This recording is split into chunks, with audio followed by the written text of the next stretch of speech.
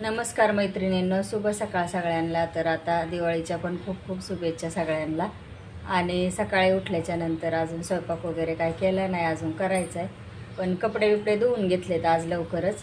परत कपडे राहिले ना तर मग वेळ होतो आणि कपडे पण सुकत नाहीत, त्याच्यामुळे लवकर कपडे धुतले तर कपडे पण वाळतात। तर आता काल मी एक रेसिपी बनवलेली आहे, ती आज तुमच्यासोबत शेअर करते। तर टाकणार आहे ती पण रेसिपी। तुम्हाला जर करायचं असेल ना तर तुम्ही पाहू शकता, पूर्ण डिटेल रेसिपी आहे। तर म्हणलं चला तुमच्यासोबत थोडंसं सकाळी सकाळी बोलूया आणि नंतर बाकीचं स्वयंपाक वगैरे बाकीचं राहिलेलं काम हेच आज सकाळपासूनचं डेली रुटीन असतं माझं। कारण आता इथं काय दुसरं दाखवायला नाही आहे, थोडंसं बाहेर वगैरे गेलेलं ते सुद्धा टाकलेलं आहे आणि घरातलंच रुटीन दाखवते मी। तर व्हिडिओ पूर्ण पाहत जा आणि सबस्क्राईब पण करा चॅनलला। तर आता दिवाळीची सगळ्यांचीच शॉपिंग वगैरे तर चालूच असेल। आता फक्त थोड्या दिवसावर दिवाळी आली आणि दिवाळीच्या सगळ्यांना खरोखरच खूप अशा शुभेच्छा। तर चला मग सकाळचं आता बाकीचं काम आवरून घेते मी राहिलेलं।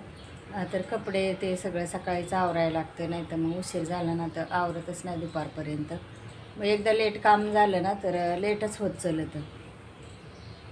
त्याच्यासाठी मी सकाळचं थोडीशी लवकर उठते, पण सकाळचं हेच ते करण्यात टाईमपास जातो, त्याच्यामुळं मग काय दुपारी 1-2 तर सगळं काम आवरायला वाजतातच। तर आता देवपूजा पण झाली माझी करून सकाळी सकाळी आणि चहा पाणी पण करून झालेलं आहे। तर पहा आता तुम्हाला देवपूजाचं थोडंसं दाखवते। तर इथं देवाला दिवाबत्ती करून झालेलं आहे सकाळी सकाळी। नारळाला पण छान मोड आलेला आहे। भरपूर दिवस झाले ना मी प्रयत्न करत होते, पण खूप दिवसात आता ह्यावेळेस नारळाला मोड आला आहे। तर येतच नव्हतं, काय माहिती कशामुळे ती, पण ह्यावेळेस चांगला आला आहे। आता बघू किती दिवस ह्याला लागतात उगवायला। तर हे पहा इथं मस्त नारळ उगलेलं आहे। तुम्हाला जर असं करायचं असेल ना तर काय नाही, कळसमध्ये पाण्यात ठेवायचा नारळ, फक्त त्याला आहे ना रोज पाणी घालायचं, बरोबर तो उगतो। तर आज फराळामध्ये बनवणार आहे गोड शंकरपाळी। गोड शंकरपाळीसाठी मी इथं तूप घेतलेलं आहे। तर तूप घ्या किंवा डाळडा घ्या आणि इथं दूध आहे, परत चवीनुसार मीठ, 1 किलो मैदा आहे, 1/4 किलो साखर घेतली आणि 1/4 किलो रवा त्याच्यामध्ये टाकायला। तर इथं विलायची, बडीशोप, जायफळ आणि सूंठ पावडर करून ठेवलेली आहे, ती सुद्धा घेतली। तर 1 किलोच्या प्रमाणामध्ये 1/4 किलो साखर, 1/4 किलो रवा किंवा असं थोडंसं दूध घ्या, चवीनुसार मीठ घ्या आणि सूट, विलायची, बडीशोप पावडर आणि तूप किंवा डाळडा घ्या। मी आता इथं तूप नाही आहे त्याच्यामुळं डाळडाच घेतलेला आहे। तर डाळडा या 1/4 वाटी टाकून घेते।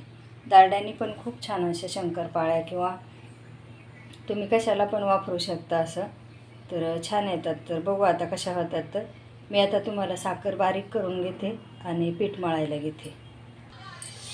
तर आता ही साखर मी बारीक करून घेतली, मस्त पीठ दुरामुळं ना थोडंसं अंधोक दिसतंय।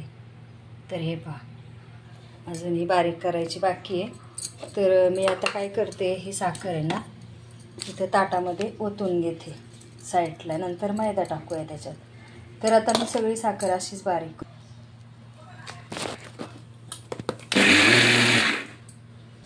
साखर बारीक करून झाली। जर तुमच्याकडं आयती साखर बारीक केलेली आणलेली असेल दुकानातून तर ती सुद्धा तुम्ही टाकू शकता। तर आता मी मैदा इथं काढून घेतलाय, त्याच्यामध्ये रवा कालून घेते। रवा कालेला ना तर असं कुरकुरीत होतात शंकरपाळे आणि चांगले होतात, म्हणजे मऊ पण होतात। तर इथं असं एवढा रवा टाकून घेतलाय। तर आता आपण टाकूया चवीनुसार मीठ।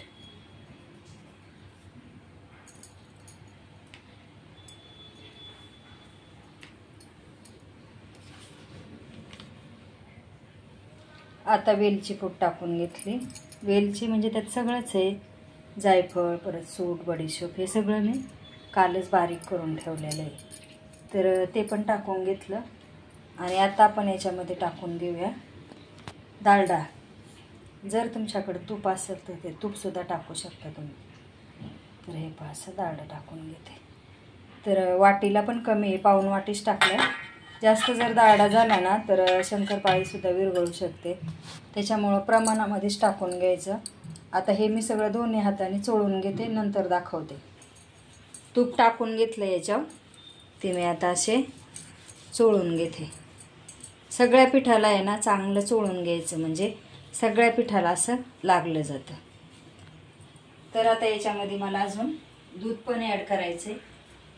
दूध टाकल्याने मऊ होतात शंकरपाळे आणि चांगले खुसखुशीत होतात. तर हे पास, तर मी आता हे दूध आहे ना, तर नाही साखर टाकून घेते आधी. थांब, राहू दे. आता आपण टाकून घेऊया साखर. थोडीशी ठेवते, लागली तर परत वरून टाकीन अजून मिक्स केलं, कारण जास्त पण गोड नको आहे. जास्त गोड झाल्यावर पण चांगलं लागत नाही. आणि हा राहिलेला रवासुद्धा टाकून देते.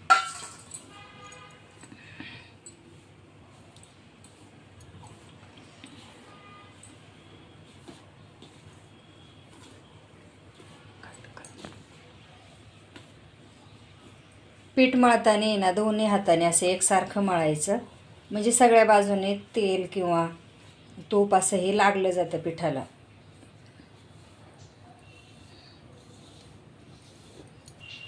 तर आता दूध टाकून घेऊया आपण याच्यात. आणि तुमच्याप्रमाणे दूध टाका, कमी टाका किंवा जास्त टाका. पाण्याऐवजी दूध जरी टाकलं ना तरी चालेल, पण मी एवढंच टाकते आणि थोडंसं पाणी टाकणार आहे. दूध टाकून घेतलंय, आता एकत्र मळून घेते. आणि लागलं थोडं पाणी तर पाणी टाकते. दुधात मळलं तरी पण चालतं, पण दूध तेवढं जेवढं होतं शिल्लक त्याच्यातच मी टाकून घेतलंय. राहिलं लागलं थोडंफार तर पाण्याचा हात लावून.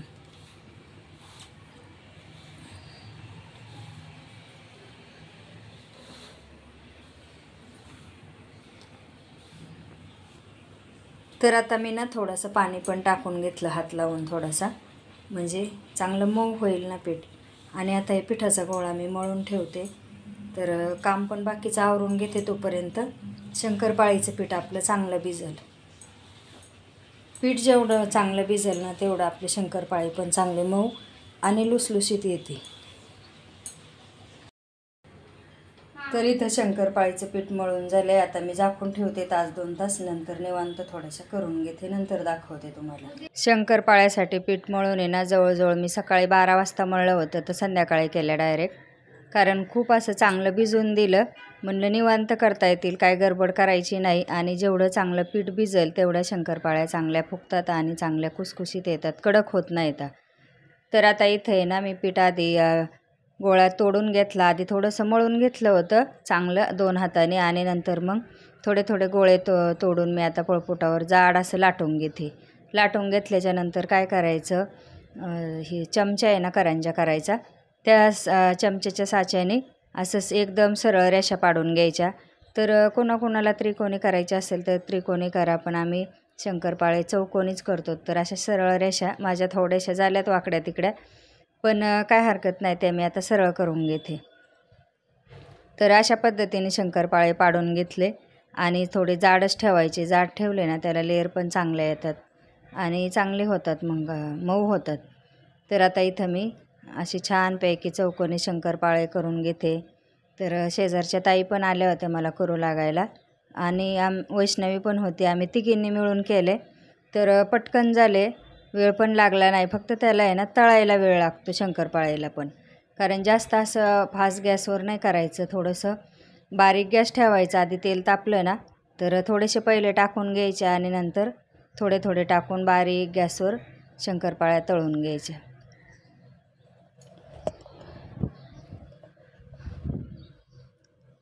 इथं ज्या छोट्या बारीक येतील ना त्या मी बाजूला काढून टाकते पिठामध्ये, आणि एकसारख्या जेवढ्या येतील ना तेवढ्याच घेणार आहे, म्हणजे सगळ्या सारख्याच होतात. त्याची साईज पण सारखी राहते ना, दिसायला पण चांगल्या वाटतात आणि खायला पण चांगले लागतात. तर थोडंसं वेळ लागला तरी चालेल, पण अशा गोष्टी करताना आहे ना व्यवस्थित करायच्या. आणि नसल येत अशा रेसिपी वगैरे करून पहा तुम्ही, एकदम तुमचे परफेक्ट येणार, अजिबात बिघडणार नाही. तुम्हाला जर नसल जमत एखाद्याला तर आता इथं आम्ही सगळ्या अशा शंकरपाळ्या मला त्या ताई लाटून देत होत्या, आणि असे शंकरपाळ्या मी गॅसवर तळून घेते. तर तळीतानी पण थोडं लक्ष द्यायचं.